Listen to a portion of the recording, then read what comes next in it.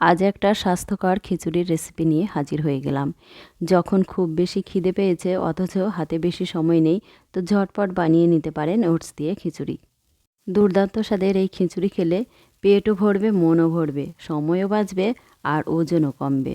খিচুড়িটা আরও সুস্বাদু আর স্বাস্থ্যকর করার জন্য আমি গাজর, বিনস আর একটা ছোট আলু ছোট ছোট করে কেটে নিয়েছি।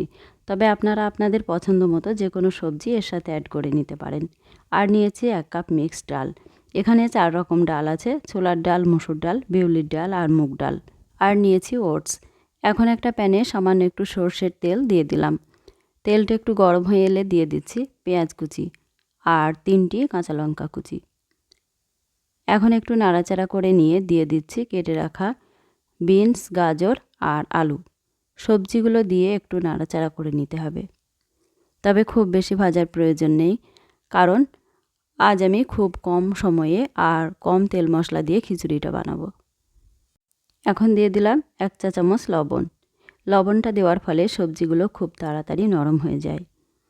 এখন দিয়ে দেব 1/2 চা চামচ হলুদ গুঁড়ো, 1/2 চা চামচ জিরে গুঁড়ো, 1/2 চা চামচ ধনে গুঁড়ো, 1 চা চামচ আদার পেস্ট আর কয়েকটা থেঁতো করা রসুন। তবে আপনারা রসুনের পেস্ট করেও দিতে পারেন। এখন সব কিছু ভালো করে নাড়াচাড়া করে নেব। এখন 4 রকম ডাল একসাথে করে ধুয়ে জলটা ঝরিয়ে নিয়ে দিয়ে দিলাম। এখন সবজির সাথে 1 মিনিট নাড়াচাড়া করে নেব। তারপর প্রেসার কুকারে দিয়ে দেব। আমি এখানে 4 রকম ডাল নিয়েছি। আপনারা আপনাদের পছন্দ মতো যে কোনো 1 রকম বা 2 রকম ডাল দিতে পারেন, আবার ডাল নাও দিতে পারেন। তবে ডাল দেওয়ার জন্য খিচুড়িটা খেতে খুব ভালো লাগে। এখন দিয়ে দিলাম 1 কাপ ওটস। আমি এখানে 1 কাপ ওটস দিলাম।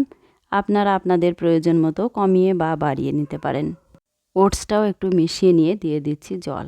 আমি এখানে 1 কাপ ওটস আর 1 কাপ ডালের জন্য 3 কাপ জল দিচ্ছি। এখন প্রেসার কুকারে 2টো সিটি দিলেই ready healthy and tasty oats khichuri. যারা শরীরের বাড়তি মেদ ঝরাতে চান বা ওজন কমাতে চান, তাদের জন্য এই রেসিপিটা একদম পারফেক্ট।